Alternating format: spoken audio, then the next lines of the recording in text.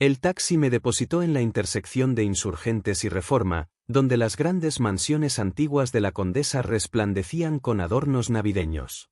Me acomodé la bufanda alrededor del cuello, mientras el viento helado de la Ciudad de México me azotaba el rostro, aunque mi pulso acelerado por la anticipación lo compensaba todo. No le había avisado a Alejandro que llegaría, después de tantos años saltándome las fiestas por guardias nocturnas en el hospital. Deseaba que esto fuera una completa sorpresa.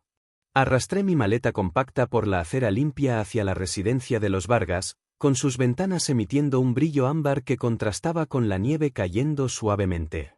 Se oía música de fondo, coros cantando un villancico, el choque de copas y un ambiente acogedor que anhelaba disfrutar. Fue entonces cuando lo encontré. Alejandro se hallaba sentado en los peldaños del porche, encorvado bajo un suéter ligero que no resistía el frío de -5 grados. Sus manos vibraban sobre sus rodillas, el rostro pálido y los labios con un tinte azulado. Por un instante, creí que mis ojos me engañaban, que solo había salido a respirar un poco. Sin embargo, al observarlo mejor, noté que permanecía inmóvil, sin siquiera intentar refugiarse adentro. Alejandro. Mi voz quebró la quietud. Volteó despacio, con mirada opaca, y ya me estaba despojando de mi abrigo. Lo cubrí con él, atrayéndolo a mi pecho, percibiendo cómo su cuerpo se sacudía como el de un infante en medio de una ventisca. La nieve se acumulaba en su pelo, fundiéndose contra mi mejilla al recargar su cabeza en mi hombro. Detrás nuestro, por la ventana de la sala, divisaba figuras danzando cerca del fuego, con risas que se filtraban cada vez que alguien abría la puerta. Brindaban con vino rojo, ajenos o, peor aún, indiferentes. Alcé a Alejandro, su peso apoyado en mí, y me dirigí a esa entrada iluminada, mi mano aferrando el picaporte mientras el bullicio interior aumentaba. Empujé la robusta puerta de roble con el hombro, con Alejandro casi colgando de mis brazos. El calor del interior me invadió como una marea, junto al resplandor de la chimenea y el olor intenso de un pavo horneado. Por un segundo, imaginé que alguien se pondría de pie alarmado, que vendrían a auxiliar, pero nadie reaccionó. Los Vargas se congregaban en semicírculo frente a la chimenea, con copas de cristal de Cabernet a medio alzar. Sus carcajadas flotaban delicadas como los ornamentos en el árbol. Camila se encontraba posada en el reposabrazos de un sofá de cuero, impecable en su compostura, su sonrisa cortante al encontrar mis ojos. Alejandro solo requería un poco de aire fresco, comentó su madre con desenfado, sorbiendo su vino. Siempre ha sido tan delicado. Lo acomodé en el sofá más próximo, ajustando el abrigo sobre sus hombros. Su piel estaba gélida bajo la tela. Trató de balbucear algo, pero las frases se enredaron en su boca. Aire. Mi voz cortó el silencio. Los escruté uno a uno. Sus zapatos relucientes, sus sonrisas impecables, su apatía perfecta. Viene conmigo a casa. 6 palabras resueltas y finales. Don Vargas emitió una risa suave, de esas que un adulto usa para descartar a un chiquillo. ¿Está cómodo aquí? Quizás estás dramatizando. Alejandro se sacudió como si el eco mismo lo oprimiera. Estaba agachado, sus dedos clavados en la tela de mi abrigo, atrapado entre mi determinación y la de ellos. Sus ojos buscaron a Camila, quien ni siquiera lo miró. Lo repetí. Dije más fuerte. Viene conmigo a casa. El fuego chisporroteó en la chimenea, las chispas danzando como resonancia de mis términos. Camila se incorporó por fin, depositando su copa con precisión calculada. Si Alejandro se marcha esta noche, murmuró en tono bajo, no será recibido de vuelta. Su familia asintió, como si hubiera promulgado un decreto. La respiración de Alejandro se entrecortó, su cuerpo rígido contra el mío. Posé una mano en su hombro, sintiendo el temblor que lo atravesaba, y estabilicé mi tono. Entonces, no volverá.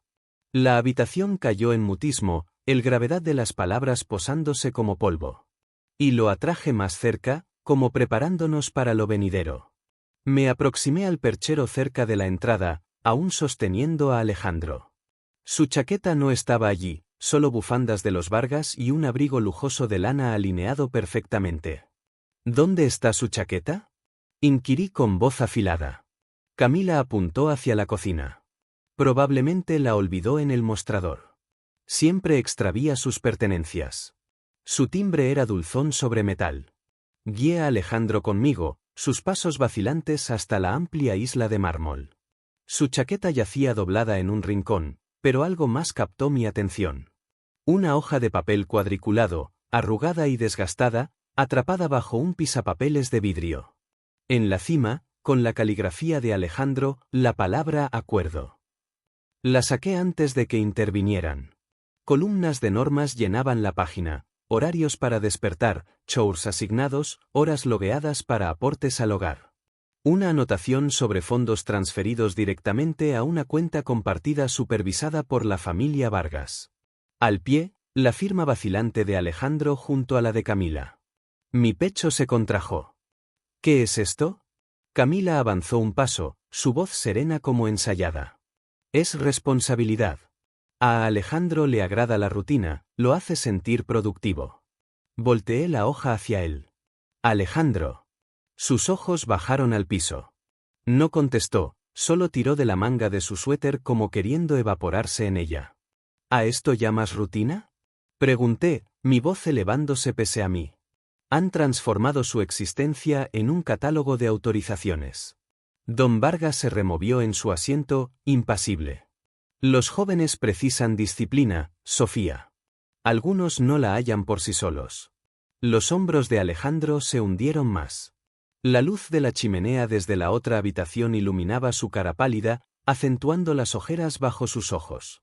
Doblé el papel y lo metí en mi bolso, ignorando la objeción de Camila. Disciplina no equivale a dominio, afirmé mientras le ponía la chaqueta a Alejandro. Y ustedes no dictan lo que él requiere. Lo conduje a la salida, mi mano firme en su espalda, el peso de ese pacto arrugado presionando mi costado mientras regresábamos a la oscuridad. La sala de emergencias estaba casi desierta, solo el ronroneo de un calefactor y el vaivén sutil de las enfermeras en víspera de Navidad. Dirigí a Alejandro a una sala de examen, con sus pasos lentos y la cabeza baja. Una enfermera lo arropó con una cobija, chequeó sus vitales y susurró, hipotermia ligera, nada serio. Asentí, el alivio fluyendo en mí, aunque seguido de ira. ¿Cómo pudo alguien abandonarlo afuera por tanto rato? ¿Hasta que el frío lo hiriera así? Una vez que la enfermera salió, lo examiné bajo la luz cruda, sin magulladuras en los brazos, sin heridas o inflamación, pero los golpes que veía eran en su mutismo. Su vista clavada en el piso, hombros abatidos, labios sellados, como si cada sílaba debiera ser extraída. Alejandro, murmuré aproximándome. Cuéntame qué ocurre. Vaciló, sus manos rebuscando en el bolsillo. No tengo mi tarjeta. Tu tarjeta de débito. Asintió, extrayendo una billetera vacía de cuero ajado. Ellos la poseen. Dijeron que es más simple si todo va a la cuenta compartida, menos riesgo de que yo lo eche a perder. Su voz se rompió en perder. Una ola de calor ascendió en mi pecho. ¿Qué significa que la poseen? Sus ojos se elevaron a los míos, luego desviados. Mi salario lo redirigen a su cuenta. Los padres de Camila lo administran. Me dan efectivo para gasolina o comida, pero el grueso, se quedó mudo, los hombros colapsando. Posé mi mano sobre la suya. No están administrando tu vida, Alejandro, te la están arrebatando. Se crispó con mi tono, pero no lo atenué. Recordé el acuerdo en mi bolso, las filas de reglas que semejaban una sentencia más que ayuda. De aquí en adelante, declaré calmando mi voz, tu dinero, tu empleo, tus elecciones son tuyas, no de ellos. Tragó saliva como si las ideas fueran demasiado vastas para asimilarlas. La enfermera volvió con los papeles de alta y los firmé con garabatos veloces, mi mano temblando solo al soltar el bolígrafo. Dirigí a Alejandro de vuelta al frío. Esta vez, resuelta a que los Vargas jamás lo retuvieran tras sus puertas relucientes. Conduciendo de regreso a mi apartamento, no podía impedir que recuerdos antiguos invadieran mi mente. Había visitado la casa de los Vargas previamente, aunque nunca como huésped real. Eventos para recaudar fondos para iniciativas urbanas, cenas benéficas donde jueces se codeaban con concejales, incluso algún legislador degustando cócteles junto al piano de cola. Siempre me mantuve al margen, con el abrigo puesto, sosteniendo un vaso de agua con gas, mientras otros navegaban el espacio como nativos de su brillo. Rememoré una velada específica años atrás, cuando Alejandro apenas iniciaba con Camila. Ella lo paseaba de grupo en grupo, exhibiéndolo ante funcionarios como un premio. Yo lo seguía invisible hasta que una dama se inclinó y susurró: «Tú debes ser la madre enfermera». ¡Qué curioso!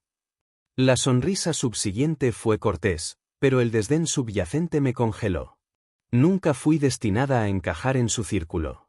Ahora, con Alejandro pálido en el asiento del pasajero, la realidad impactó con fuerza.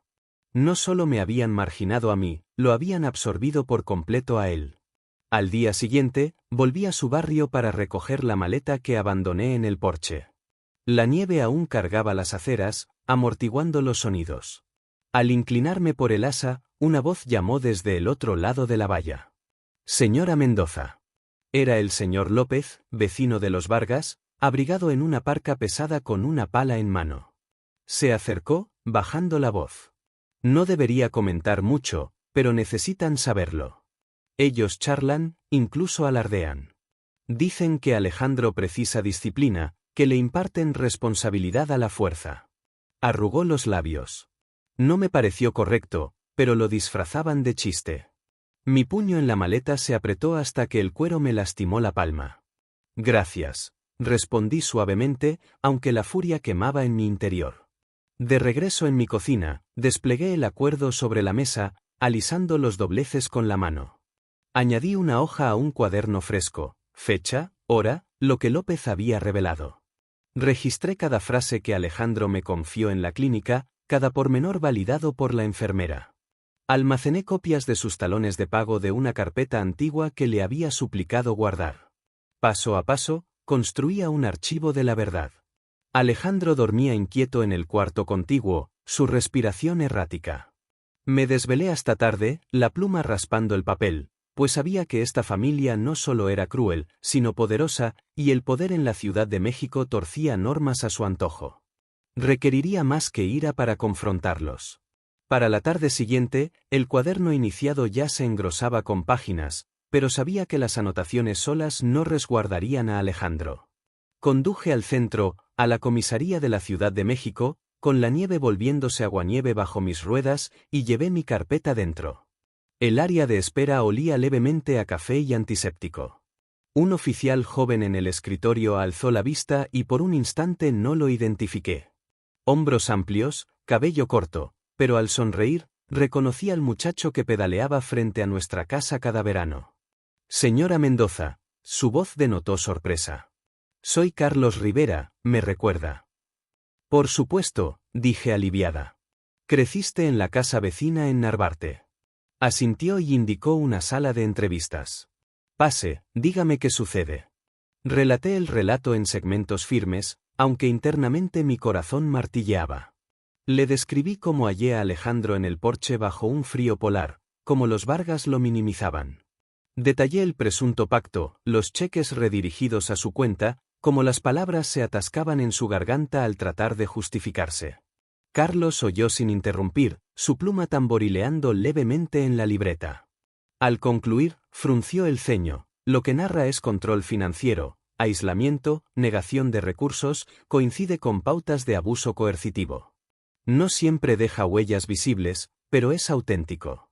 Si va a corte, declararé sobre lo que conozco del influjo de esa familia en el barrio y lo que usted presenció esa noche». El alivio me invadió más fuerte de lo previsto. «Gracias». Temía que no lo tomaran en serio. «No confunda el silencio con apatía», dijo. «A veces basta con que uno hable primero». Luego fui directo al banco con Alejandro a mi lado, aún lívido, pero asintiendo en cada rúbrica, congelamos sus informes crediticios, cortamos los vínculos compartidos que lo amarraban a los Vargas y abrimos una cuenta nueva solo a su nombre.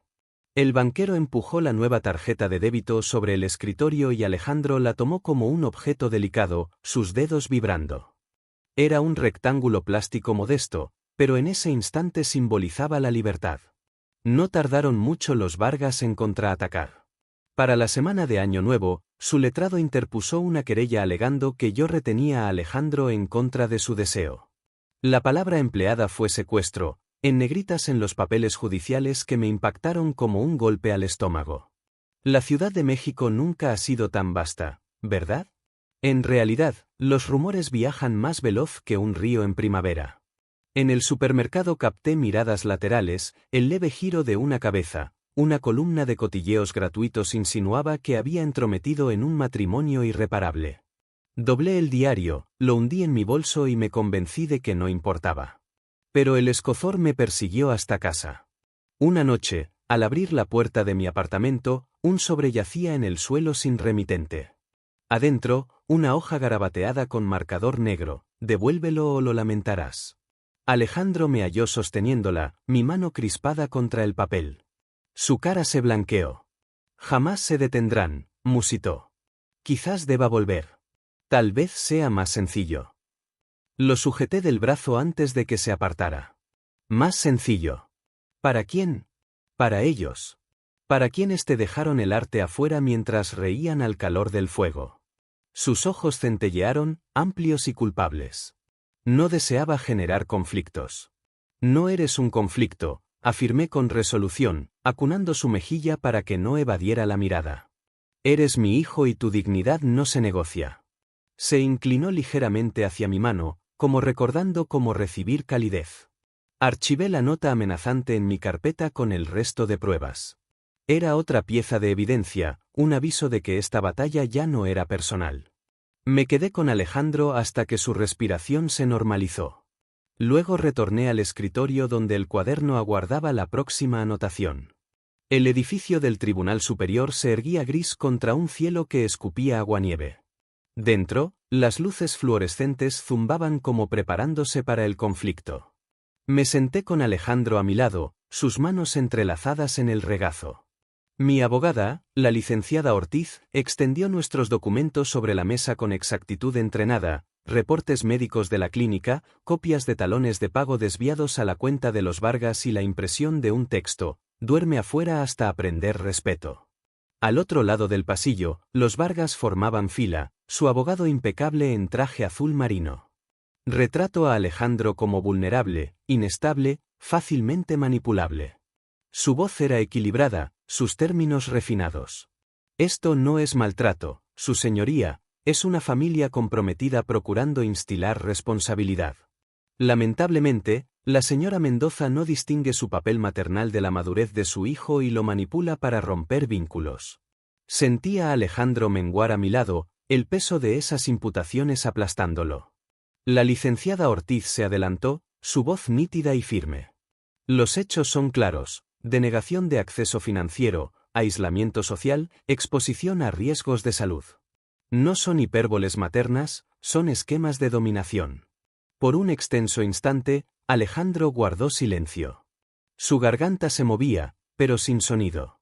El juez se dirigió a él. Señor Mendoza, ¿desea agregar algo? Las manos de Alejandro temblaron sobre sus rodillas. Al fin, su voz quebró el silencio, tenue pero clara. No me siento a salvo con ellos. La sala se inmovilizó. Hasta el abogado de los Vargas vaciló. El juez carraspeó, entrecerrando ojos sobre los documentos. Ante la evidencia y el testimonio, este tribunal concede una orden de protección temporal a favor del señor Mendoza. Todo acceso financiero debe restaurarse inmediatamente y cualquier interacción futura permanecerá supervisada hasta revisión. La respiración de Alejandro se cortó en un sonido entre sollozo y desahogo. Tomé su mano, apretándola con fuerza. Por primera vez en semanas, sus hombros se distendieron, como si un lastre se hubiera desplazado lo suficiente para erguirse más. Salimos del juzgado unidos, el aire gélido azotándonos como promesa de lo pendiente. La orden de protección no disipó el temor de un día para otro, pero nos brindó espacio para inhalar. De regreso en mi apartamento en la Roma, Alejandro se ajustó al flujo de las rutinas simples y diarias. Guardó su nueva tarjeta bancaria en la billetera con un esmero casi sagrado, como si pudiera evaporarse si no la aferraba. Preparé platillos básicos, huevos revueltos, sopa borboteando en la hornilla, y él los consumía en silencio, la cuchara rozando el plato, el color retornando paulatinamente a su faz. A veces lo descubría en el sofá con la guitarra en las piernas, dedos probando las cuerdas. Las notas eran irregulares al inicio, pero inundaban el apartamento con un eco que parecía evidencia de que aún existía, aguardando ser oído. El oficial Rivera visitaba 1 o 2 veces por semana, sin demorarse. Traía café, inquiría por Alejandro y se sentaba en un silencio confortable. Su presencia recordaba que no todos en esta urbe desviaban la vista. Alejandro no oía más de lo que expresaba, pero una noche tras la partida de Rivera, tomó el papel plegado que había extraído de la cocina de los Vargas. Lo desplegó despacio, sus ojos recorriendo las filas densas de normas y rúbricas. Luego, sin mediar palabra, lo rasgó a la mitad. Otro desgarro siguió, y otro, hasta que los fragmentos yacieron dispersos sobre la mesa como residuos. Sus manos no vacilaron esta vez. Vi sus hombros aflojarse sutilmente, como si el fardo del pacto se elevara con el papel.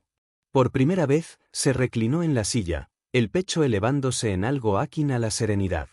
Recogí los trozos en la basura, sabiendo que era mero inicio, pero un inicio al cabo. Para la primavera, el caso había concluido sus giros finales. Los Vargas probaron todo, demoras, apelaciones, alusiones, pero al cabo la mediación desmanteló su pretensión sobre el sueldo de Alejandro y invalidó el presunto pacto. Su abogado rubricó el convenio con trazos secos y los documentos se deslizaron por la mesa como capitulación muda. Un mes más tarde, Alejandro firmó el lis de una cabaña artesanal en Valle de Bravo. La vivienda estaba en una vía serena, flanqueada por jacarandas, el sitio donde los vecinos saludan al cruzarse. Lo asistí en transportar mobiliario usado, cada ítem desgastado pero seleccionado por él. Se movía con precaución, organizando la sala hasta que se sintiera propia. Esa noche se hincó ante la chimenea y encendió un fósforo. El fuego se avivó lento, luego rugió, inundando el espacio de calidez. Permaneció sentado sobre los talones, contemplando las llamas con una quietud casi devota. Por un rato extenso, ninguno habló. Caminé a la puerta, donde un gancho diminuto esperaba en la pared. De mi bolsillo extraje la llave duplicada que me había entregado. La colgué allí, el metal captando la luz antes de posarse. Alejandro giró, su rostro bañado por el fuego, y en sus ojos vi algo ausente por meses: resolución. Este no era el joven tiritando en un porche, ni el hombre encogiéndose bajo el yugo de otra familia. Era mi hijo en un ámbito que al fin podía reclamar como suyo. La herencia, comprendí, no era riqueza ni el lastre de la influencia, sino el derecho a sentirse seguro en tu propio refugio. Y observando a Alejandro ante su fuego, supe que ese derecho había sido finalmente restituido.